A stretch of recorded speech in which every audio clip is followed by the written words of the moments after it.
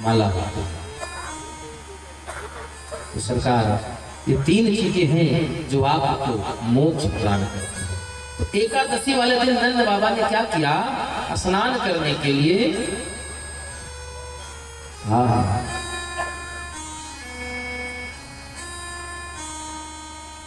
इसका व्रत का पारण हमने बताया कि द्वादशी में होता है।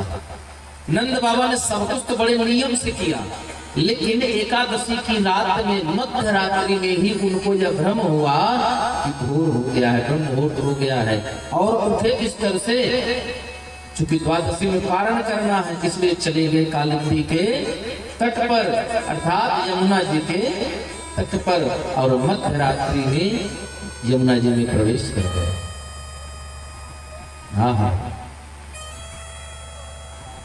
कुछ ग्वाल बाल नंद बाबा को जाते देखते हैं तो पीछे पीछे वो भी गए, लेकिन दूर से देख रहे हैं कि नंद बाबा इतनी रात में यहाँ क्या करने आए।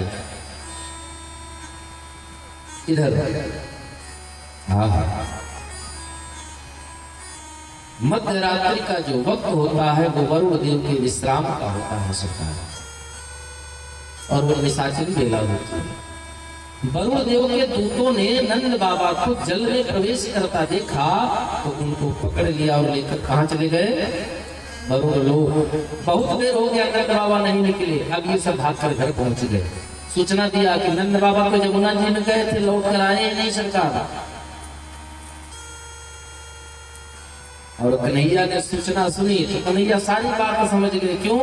क्योंकि खुद तो लीलाधारी है ना, इनसे किसी की लीला छिपती है। इसीलिए कहा गया है कि ब्रह्म की आंख से कोई ओझल नहीं हो सकता है सरकार, तेरी नजरों से कब कौन कहां दूर रहा।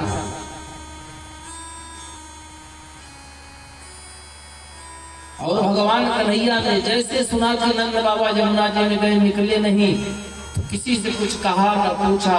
आगे आगे कन्हैया, पीछे पीछे यशोदा मैया, बाकी समस्त गोकुल परिवार दौड़ते हुए कन्हैया आए। एक छलांग मारा यमुना जी के अंदर, और अंदर ही अंदर पहुंच गए जल मार्ग के माध्यम से वरुण लोग।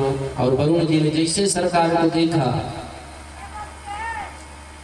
वो प्रार्थना करने लगे, सरकार अद्य में निवृतो दये हो, अद्वैतवार्थो अधिगतः प्रभु, त्वत्पाद भाजो भगवन्,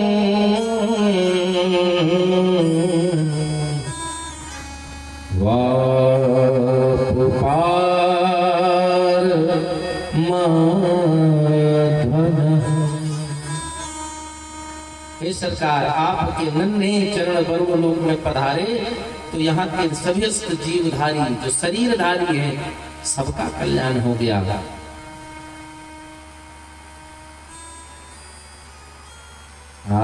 तो वरुण देव से नंद बाबा के सुख कौन?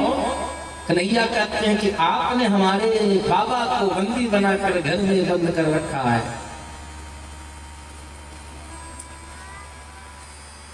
वो जानते हैं कौन है, वो हमारे पिताजी हैं। अब महाराज वरुण देव ने जब इतना सुना कि कृष्ण के पिताजी हैं तो उनकी नीचे की सांस नीचे और ऊपर की ऊपर अटक गई महाराज कि आज तो अच्छे फंसे हैं। अब भगवान पता नहीं क्या सजा देंगे। कन्हैया सरकार की मार स्तुति करते हैं सरकार, और कन्हैया सरकार ने कहा ठीक है, हम आपके अपराध को क्षमा करते हैं। लेकिन शर्त है कि आप हमारे पिताजी को छोड़ दीजिए।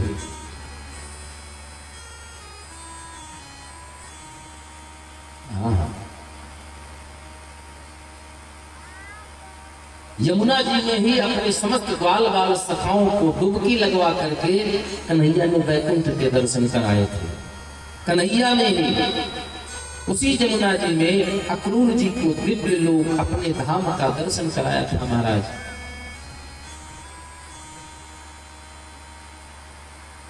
जब ग्वाल बाल पहुंचे बैकुंठ में तो उन्होंने देखा तो आपस में काना फूसी कर रहे हैं, जैसे कुछ मैया कर रहे हैं एक दूसरे से, नजर बचा के कि कोई देख ना ले, कोई सुन ना ले।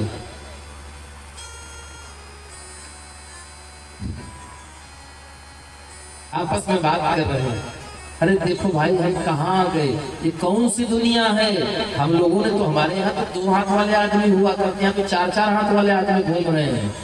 किसी के 3-3 सिर है, किसी के 5-5 सर है। बड़ी विचित्र दुनिया है।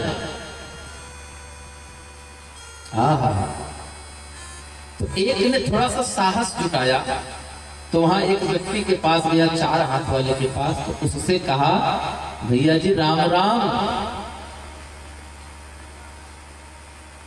अब भी चूंकि वो व्यक्ति मौन है, वो कुछ जवाब दे इसके पहले ही इसने दूसरा प्रश्न छोड़ दिया। क्या दूसरा प्रश्न कर दिया? क्या कर दिया कि भैया जी राम राम, हम यूं कहाँ आ गए, कौन सी दुनिया है? तो जिस व्यक्ति से पूछा उसने कुछ बोला नहीं था, पहले सीधे हाथ की उंगली से इशारा किया और कहा, मौन मास्ता। इस लोक में बोलना वर्जित है, यहाँ बोला नहीं जाता, यहाँ सब सुना जाता है। किस लोक में सरकार? गोलोक। क्यों? हाँ, प्रथम सुने जो भगवत वाणी, यहाँ पर भगवान की वाणी सुनी जाती है, किसी और की वाणी का जरूरत यहाँ इस लोक में नहीं है। इसलिए हे मानव, तुम भी शांत रहो, मौन रहो, बोलो मत। राम राम राम, वो कैसा बैकुंठ है जहाँ बोलने पे पाबंदी हो। इससे अच्छा तो हमारा गोकुल था। हम किसी को राधे राधे बोलते थे, किसी को राम राम बोलते थे। राम राम राम को काऊ ते राम राम ना कर सके, ये कौन बैकुंठ हो? तो दूसरा बोला, भैया यो हमारी भाषा ना समझ सके हो सकता है ये बालक, ये पुरुष जो है हमारी भाषा ना समझ पाए रहे होगे, मेरी भाषा नहीं समझ पा रहा है, क्योंकि हर क्षेत्र में अलग अलग वाणी का चलन होता है। कोस कोस पर वाणी बदले और 4 कोस पर पानी, हर 4 कोस पर पानी का फर्क हो जाता है सरकार। हर 4 किलोमीटर में बोलने चाल की भाषा में फर्क हो जाता है। हाँ, जैसे हम अपनी दुनिया में लीजिए, क्या हर जगह राम राम ही चलता है? अयोध्या में हम सभी लोग जहां मिलते हैं, भैया राम राम, जय जय सीताराम। हम वहां धाम पर किसी को बुलाएंगे भी, अरे राम जी सुनिए, और नाम लेकर नहीं जल्दी कोई किसी को बुलाता है। आप वृंदावन चले जाइए तो रिक्शा वाला जा रहा है, आपके पीछे आ रहा है, तो आपको घंटी तो नहीं बजाता है, वो बोलता है राधे राधे, तो आदमी चैतन्य हो जाता है, पीछे कोई है।